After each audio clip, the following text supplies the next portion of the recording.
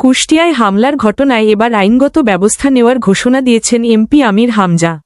সম্প্রতি তার ওপর হামলা, গাড়ি ভাঙচুর এবং কয়েকজন কর্মী আহত হওয়ার ঘটনায় ক্ষোভ প্রকাশ করে তিনি জানিয়েছেন, হামলার সঙ্গে জড়িতদের বিরুদ্ধে মামলা করবেন। আমির হামজার দাবি, তাকে হত্যার উদ্দেশ্যে এই হামলা চালানো হয়েছে। এই ঘটনায় তিনি হত্যাচেষ্টার অভিযোগসহ গাড়ি ভাঙচুর এবং তার কর্মীদের আহত করার বিষয়টি মামলায় উল্লেখ করবেন বলে জানিয়েছেন। তিনি বলেন, হামলা কিংবা মামলা করে তাকে ভয় দেখানো যাবে না। রাজনৈতিক বিরোধ থাকলে তা আদর্শের মাধ্যমে মোকাবিলা করতে হবে বলেও মন্তব্য করেন তিনি।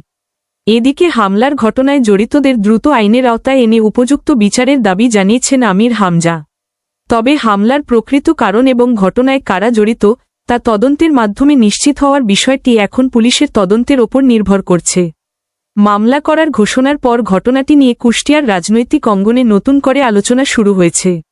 এই ধরনের আপডেট পেতে লাইক, কমেন্ট, সাবস্ক্রাইব ও পেজটি ফলো করতে ভুলবেন না। ধন্যবাদ।